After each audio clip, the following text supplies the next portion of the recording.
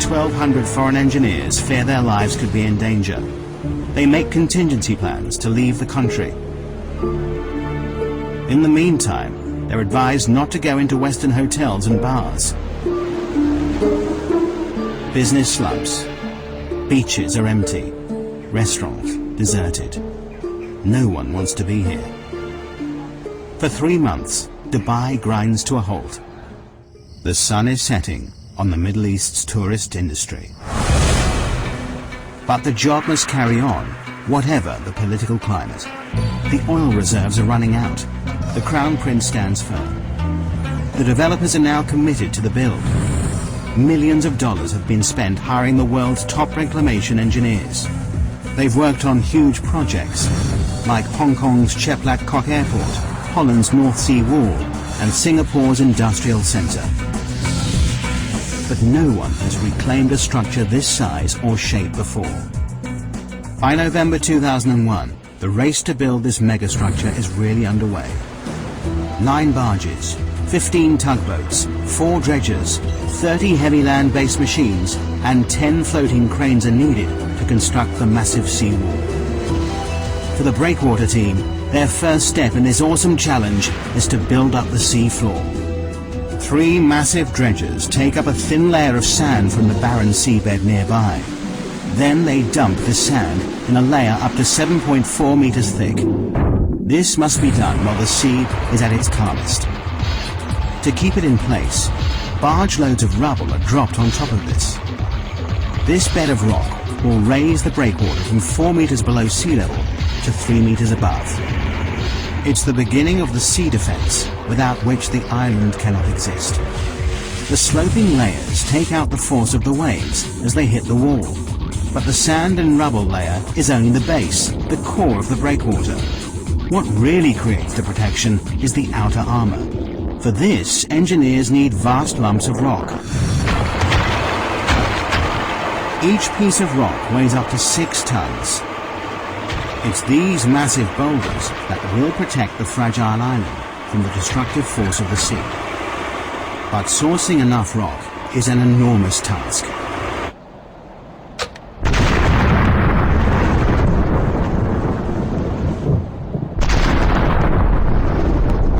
Excavation teams spring into action in 16 quarries across the United Arab Emirates.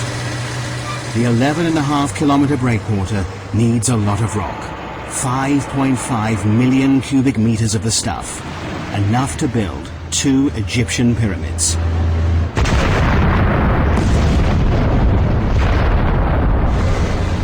Rock is blasted out of the mountains night and day. Loaded onto dozens of lorries, it begins the arduous journey to the coast.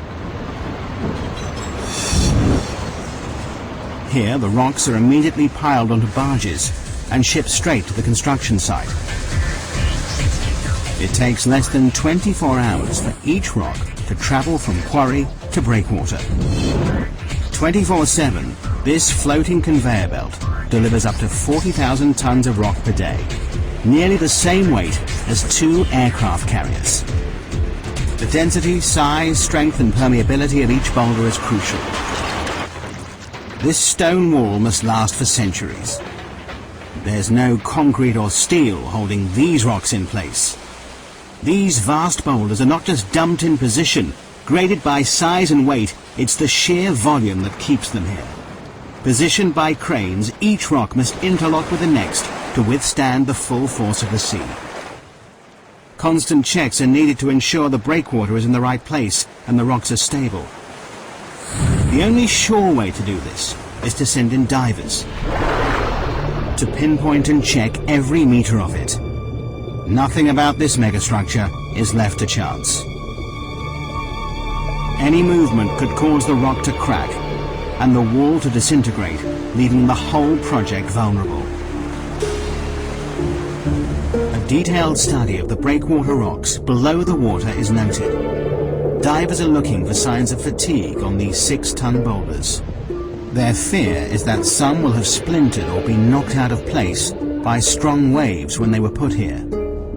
Every 27 meters, a diver surfaces to record the location of the rocks they're checking. The reading is taken from a man based on land. But so far, this section of the breakwater stands firm. January 2002. 6 months after work began, a large section of breakwater stands proud 4.5 kilometers out at sea. For everyone involved, it's an exciting time as the dream becomes reality. When the first breakwater came up, of course, we all went out there. We had to stand on it.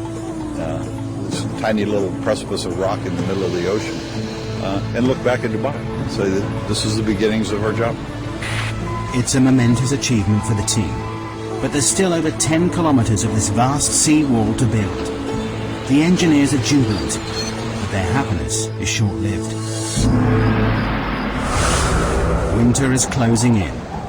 With a schedule of only 2 years to complete the breakwater, the last thing anyone needs is a delay. Winter in the Middle East brings shamals, great storms with winds of up to 56 kilometers per hour. Wind shifts are sudden, whipping up the sea, bringing torrential rain, violent thunderstorms, or blinding dust storms. On land, little can move. Out at sea, things are even worse. Massive waves batter the boats that need dead calm water to place the sand and rock with pinpoint accuracy. We had to seek shelter in the very little shelter that we had built.